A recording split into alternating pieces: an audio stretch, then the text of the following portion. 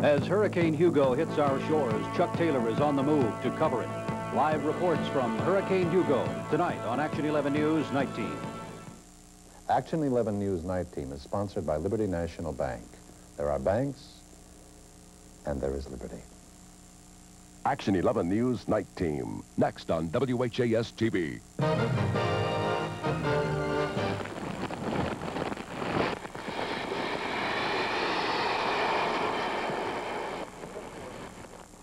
And that was just the warm-up for Hurricane Hugo, now bearing down on the southeastern coast. Winds topping 70 miles an hour and heavy rains are forceful warnings of the storm that forecasters now call extremely dangerous. Good evening, I'm Melissa Forsythe. And I'm Gary ROEDEMEIER. Hugo is now a raging Category 4 hurricane. The giant storm is closing in on the east coast of South Carolina and Georgia tonight. Meteorologist Chuck Taylor is standing by live from Charleston, which is now feeling the full force of Hugo. Chuck?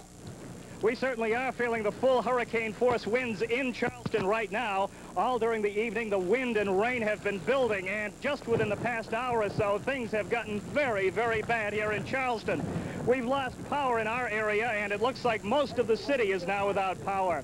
The 2 television stations are not operating, and there are no local radio stations operating either. The big test is going to come here at high tide. Now, that comes around 2:13 in the morning. And the most damage from a hurricane like this will be from the storm surge. And right now, with that high tide coming at the peak of the storm, it could be a very serious situation. It looks like tides may be as much as 8 to 10 feet above normal. And this could be a very devastating situation for Charleston, which hasn't seen a major hurricane since 1959. That was Hurricane Gracie. Before that, the last big storm to move up through this area was in 1955. As you can tell, I'm having a very hard time even standing up to give you this report. A couple of interesting things to note. Here at the Garrett High School, which is serving as a shelter, a baby was born earlier this evening at the height of the storm. Also, since all the local radio stations are out in Charleston, there is one radio voice coming through loud and clear, and that is coming from Louisville, Kentucky. People are listening to Milton Metz to get information here in Charleston on the progress of the storm.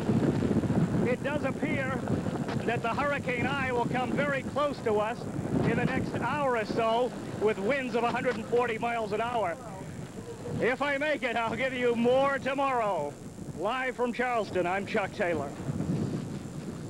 Thank you, Chuck. Well, all along the Carolina coast, stations are reporting hurricane winds at this hour. The famous resorts of the South Carolina coast are boarded up tonight as they prepare for the brunt of the storm. The National Hurricane Center is warning that on some islands off the coast, the buildings will be swept off clean. Hilton Head Island is virtually deserted, and state troopers are guarding the entrance.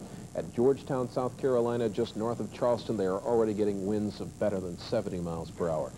Hurricane Hugo is making life difficult for some travelers in Louisville tonight. As Night Team's Rachel Platt reports, it also cuts short some vacations. There's a lot of waiting going on at Standiford Field tonight. These passengers are on their way to Atlanta. They've had to wait an extra hour to board their Delta flight because the plane was late leaving Atlanta. Unfortunately, everyone is going through Atlanta to get away from the East Coast, so all of the flights out of there are delayed. Hopefully I'll make my connection or I won't get to Pensacola tonight. Former LA Raiders quarterback Kenny Stabler is also on his way to Florida. He was in Louisville for business and found himself waiting on flights. I'm connecting here to Atlanta to go to Tampa, Florida to work for CBS and do the New Orleans Saints and the Tampa Bay Bucks Sunday. But yeah, we're stuck waiting on a flight right now. Passengers who are heading to coastal cities in Hugo's path have been told to make other plans.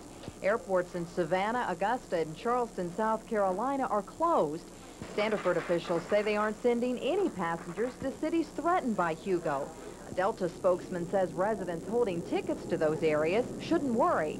No one's going to lose any money in a situation like this with us because we'll simply allow them to rebook at the earliest convenient date at no additional charge. If there's a penalty for changing your fare or if there's a non-refundable ticket, we would make adjustments accordingly based on the area they were going to. Hugo has already been a vacation spoiler for John Nix. His 6-month stay in St. Croix was shortened by Hugo. He was met at Standiford Field by his family, armed with I Survived Hugo t-shirts. I was going to take about 6 months off and work down there and kind of take it easy for a while. And what happened? Well, hurricane hit Sunday and blew everything away. You're not going back then? No, not at all. Not at all.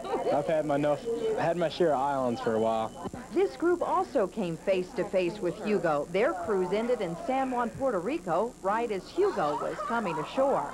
Sure, we were worried. Sure. The trees outside were laying over to the side. They've got 100-year-old trees in San Juan, the banyan trees that were uprooted. It was a beautiful place when we went in Sunday morning, and when we left, it was not quite that beautiful. None of these residents had real complaints, though. They say they're just happy to be home safely, with plenty of distance between themselves and Hugo. Rachel Platt, Action 11 News, 19. Fort Knox is the refuge tonight for a large contingent of men and helicopters fleeing the storm at Fort Bragg, North Carolina. About 40 Army Black Hawk helicopters and 150 soldiers from the 82nd Airborne Division started landing at Fort Knox earlier tonight. They left Fayetteville, North Carolina, just as strong winds moved in. A spokesman said the Army didn't want to risk the choppers to the storm, not at $4 million apiece. When we took off, it just started raining and the wind started picking up, but they're anticipating by tonight hitting with 130, 150 mile-an-hour winds.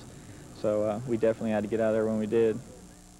10 other aircraft didn't make it to Fort Knox. They were diverted to Chattanooga after bad weather cut them off from the rest of the group at Greenville.